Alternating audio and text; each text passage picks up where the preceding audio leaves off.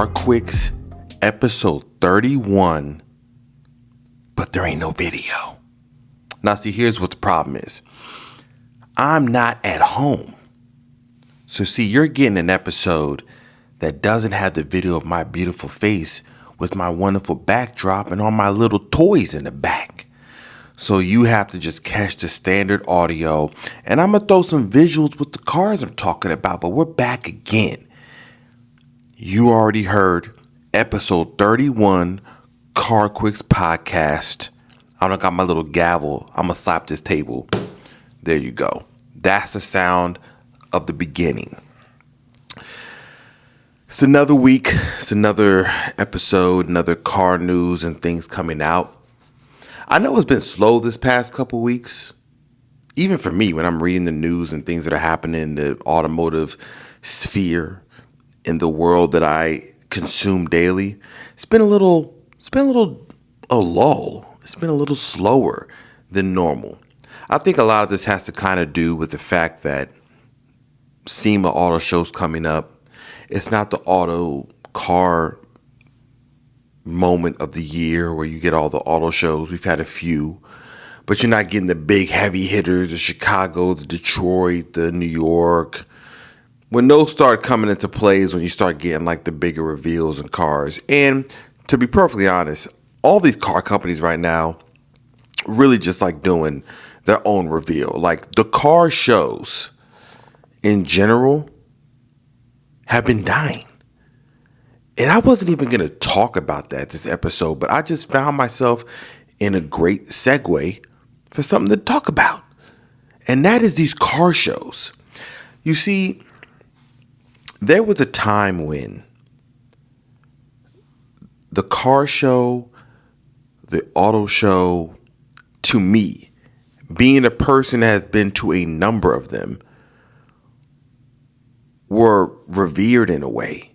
The manufacturers actually cared. The concept cars were being made. And one of the things that I noticed since these car shows haven't been as revered in a way is that we lose some of the allure of waiting for those to show up to be the place that we check out all this new stuff. Like, for instance, I used to go to the New York Auto Show every single year when I lived on the East Coast. And every year it was progressively like bigger, better. Now, I would argue that there was a time when there was obviously more car manufacturers. Some of them don't even exist anymore. Maybe some of the smaller ones like Pontiac and Saturn and Eagle don't exist anymore. But there was a point in time when we had a lot more car models. I would argue more competition. I would argue more variety. So you have an auto show that's bigger and bigger every year because of how many models of cars that are coming out. And many of those car models we have now don't even exist. Right now, what sells is electric cars and SUVs, especially electric SUVs, because what has been sold to most people is that the electric SUV or the electric car is the end game. I argue a different viewpoint. Not that electric cars are bad, but my argument is that they are just a stopgap into where we're going to end up ultimately when it comes to another form of transportation, and one that plays better to the environment. But regardless of what I'm talking about there, back to the auto shows. The one thing about the auto shows, I went to the Chicago Auto Show. I've been to Geneva. I've been to the LA. I've been to Houston. I've been to the New York one. I've been to one in Pennsylvania. So I've been around these auto shows.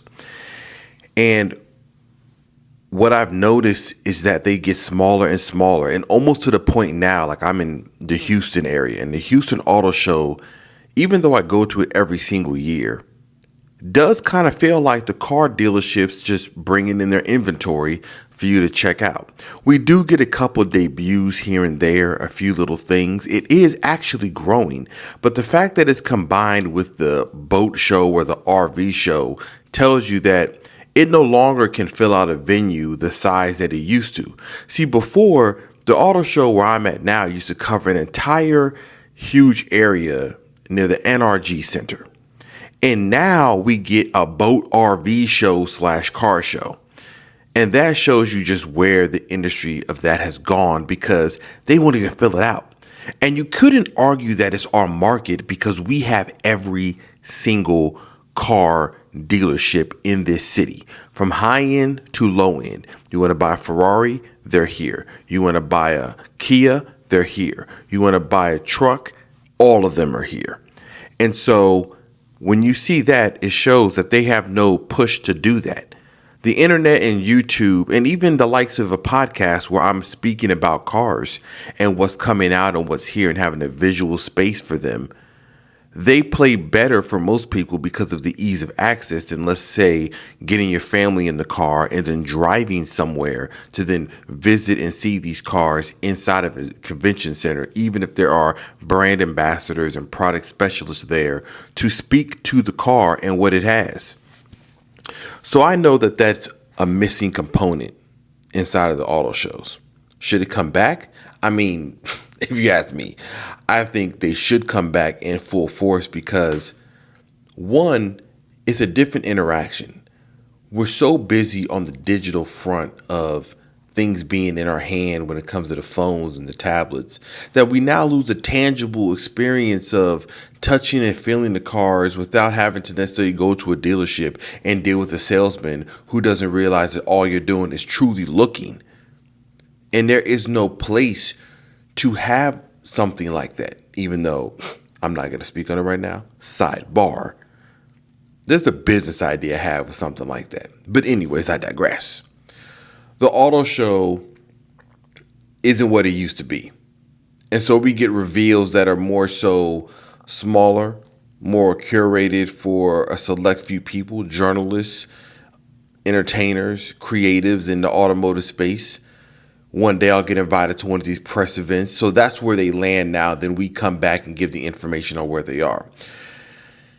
But that's not what this episode's about. Even I just went on like a 10-minute tangent about the auto show. It just kind of ran and rested on my mind. And I said, let me speak on this.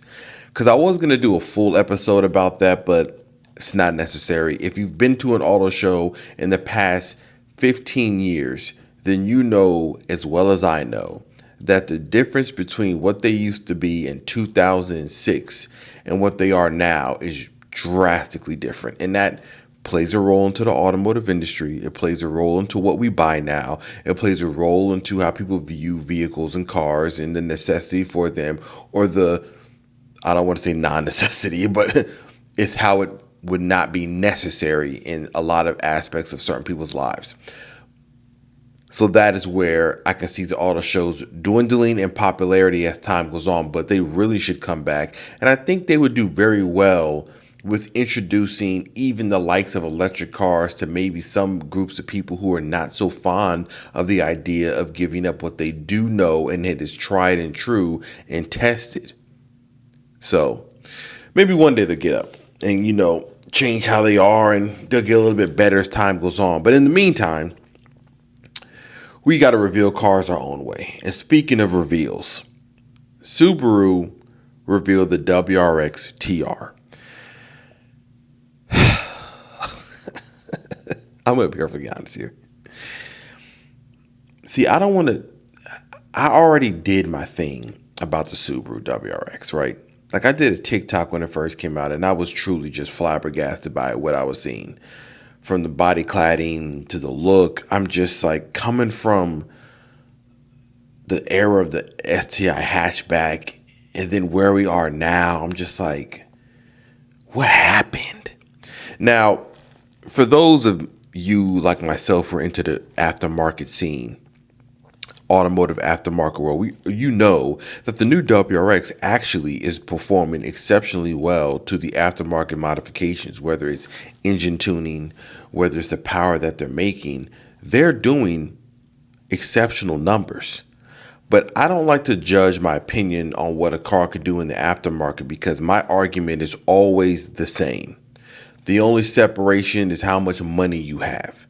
If you got unlimited funds, you can make whatever fast. It doesn't matter. It doesn't matter because you have the money. Now, speaking about the WRX TR. So the TR years ago meant like the stripped down version, similar to when Mitsubishi did the Evo RS and it had roll down windows and no radio, barely any air conditioner. I think that was an option. The TR for the WRX back years ago was kind of similar. It was called like the tuner version for people that were going to do modifications to it anyway, so more of like a dumbed down version. This time around, the TR stands for like the highest trim. So one of the things that WRX did this time around was that the Recaro bucket seats and some of the more luxurious items inside of the WRX GT were only available on that model. And that model, for some inexplicable reason, only came with a CVT. Oh, sorry, hold on. My bad. It came with the Subaru Performance transmission, aka a CVT, and no manual. So the TR model this time is only available in manual. It gets the big 6-piston brakes from the previous STI, 19-inch wheels, Recaro seats from the GT, no CVT like I said, no power gains either. It's still 271 horsepower, 258 foot-pounds of torque. It gets all the electronics and the technology that came on the GT version that was the CVT, including the EyeSight driver assistance package. Doesn't have limited slip differentials. It uses Subaru active torque vectoring, which is essentially just them having a system that applies the brake to the wheel that's slipping or when you're cornering. And there's no price. But most likely this is north of $44,000. And that's a hard sell. I'm not going to lie. 44,000 or 45 or 48, whatever it lands at, is going to be a hard sell in my eyes, because it's just a lot that I personally just do not speak or resonate with the new WRX. I'm not saying that the aftermarket hasn't shown me some of the most fire examples, but when I got to take a car and repaint it or wrap fenders, it tells me that we stepped into this with the wrong foot forward. It didn't need to have no body cladding. It didn't need it. So that is the WRX TR. Now, the funny thing is there's a video online of them revealing this car with Travis Pastrana. And let me tell you, it was deafening how disappointed people were. Now, I do find it funny that anybody was disappointed because it was covered in the, big sheet. And they were like amping everybody up. We're getting ready to reveal it. You can tell from the silhouette you weren't about to get anything different. It looked dead on like a stock WRX. There was no wing. There was no wider fenders. I just think that everybody's hoping that at some point in time they do introduce the STI. But this TR model proves one thing and one thing only. It ain't happening. Like the brakes, the Recaros, this is as close we're going to get to an STI without them coming forward and saying we're going to build one.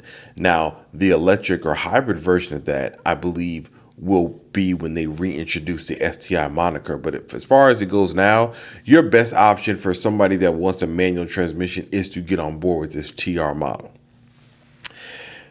Other cars that are continuing to be made, Toyota is going to continue making a 4Runner, the 2024 4Runner. It lives on for another model year. Now, I know.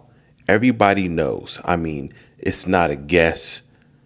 It's not a question of when, if, or how. You know the redesigned 4Runner is coming. We've seen it. We've seen renders. It's basically going to look like the new Tacoma with that front end, maybe tweaked a little bit for the front bumper.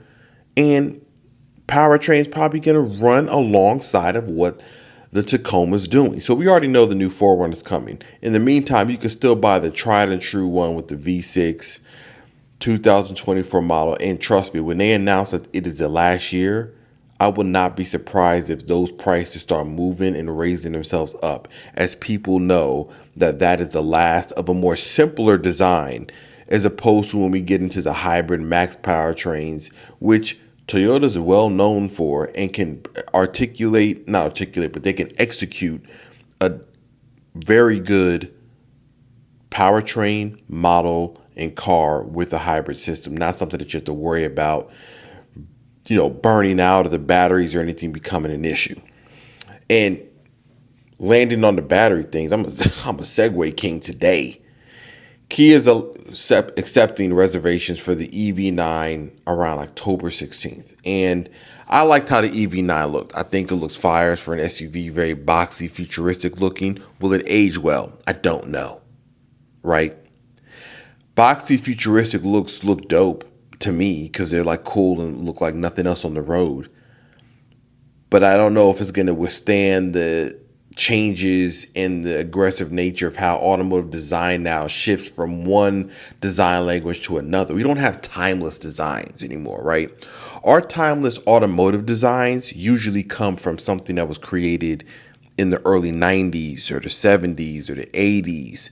We don't get a wave of timeless design right now. We get a lot of things thrown at the wall. We get double headlights. We get extra fender flares. We get extra cladding. We get gloss black. We get all these ideas, but none of them really stand the test of time. So if you look at your model of vehicle you probably drive now and what it looked like 5 years back, you probably don't even recognize what car it is because they've shifted so much of it. So the EV9 is up for pre-orders. Listen, you already know what's going on with the Kia cars right now. These just getting snatched up left and right like hot pockets out the microwave. So if you have a Kia or you're looking to buy one, I suggest you up the ante on the alarm system, on protecting it. I'm not sure about the electric one because I don't think it has to deal with, obviously it doesn't have a key in the same traditional sense of a regular Kia, so you don't have to worry about people running the hot wire USB trick to get them things to be gone in 60 seconds. So maybe they don't have to worry about that in that sense. But listen, if you have a Kia and it's in an area where people are known to steal vehicles, listen, keep your eye out the window. Get a couple guard dogs. You're gonna need them. Now, speaking of EVs, keep it on that same path, that same wavelength. The tax credit that EVs normally get, which is up to like $7,500 off based on your tax, credit implications or what you have to pay at the end of the year, they are now starting in January going to begin giving you that discount up front. That is definitely a huge deal. Now, there probably is some implications to it, right? If you get the full $7,500, they find out that you really weren't going to qualify for that because of how much money you made or how much you have for deductions, you're going to still owe them that money back because guess what the government is never going to do? Front you some money that they're not going to get some money back on. Okay, it's the mob. So, January, you order an electric car, you'll be able to take that up to $7,500 off, probably much dead off, right off the MSRP.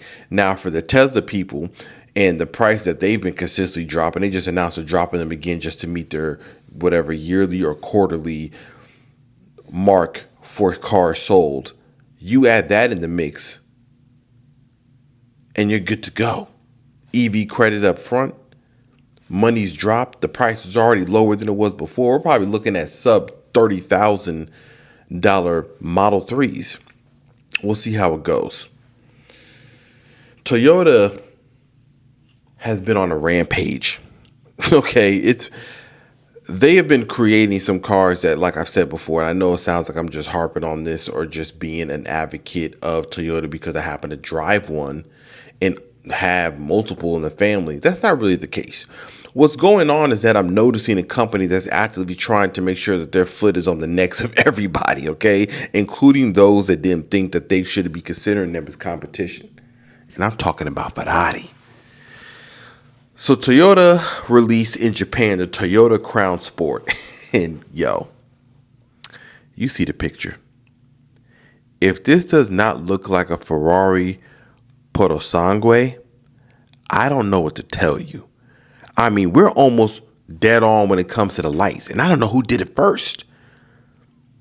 Toyota might have been the OG, the original gangster of creating the front end of this, and maybe Ferrari took inspiration from it, which sounds like it could never happen from the Italians. And I'm sure if that even was the case, they would never admit that that is where they pulled their design language from for their first SUV. So they're definitely not holding on to that. But Toyota announced their Crown Sport. I don't understand how this isn't coming to the United States of America. I mean, We are talking about a country that lives on SUVs. We got the Toyota Crown of the sedan. And I think they did that. I would argue they did that maybe riding on the coattails of people importing older Toyota Crowns now, or the allure of that model having been missing from the US market since its inception. We got the Toyota Crown, the sedan version. You see how this SUV looks. If this comes here to the United States, there will be none available because they will all be bought in 2.3 seconds. Similar to what Buick did with the Invista. I was like, that's the baby Urus. This looks like the baby Purosangue, and it looks ridiculous. For an SUV, standard hybrid, it has two versions of the powertrain. Both use the 2.5 liter four-cylinder, and non-hybrid modes you get 236 horsepower, and then there's a plug-in model. We don't know the numbers on the plug-in model. I don't know if it's one of those max I-Force versions that they use inside of the Tundra or the Tacoma, but they do know that it's going to start just below 40,000 with the exchange rate we have now. That's incredibly cheap for what this looks like. And if that is the case, this is a certified banger. They are going to sell this over and over again. They bring this to the US. The first one showing up, they're going to throw some wheels or something on it and show you this looks ridiculous and you need one. I don't know when it's going to come out in Japan. I do know that they're working on it, and they need to bring it to the US. We all we buy is SUVs. How is this not here? Now, obviously, I just sound passionate about it because I like how it looks.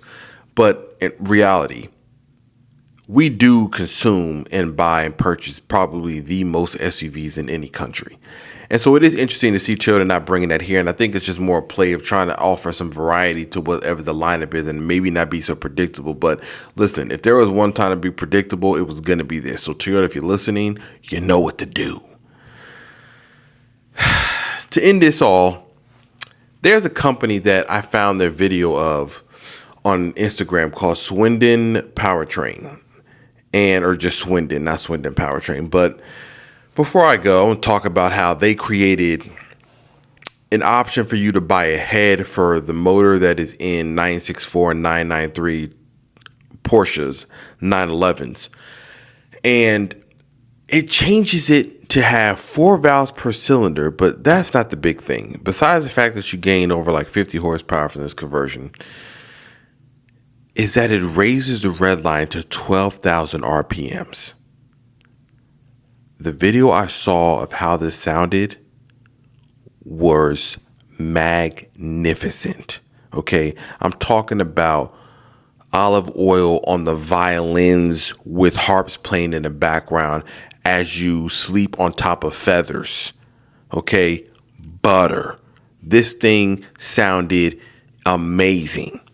So if you have one of these Porsches, you can literally take this head, take this whole entire you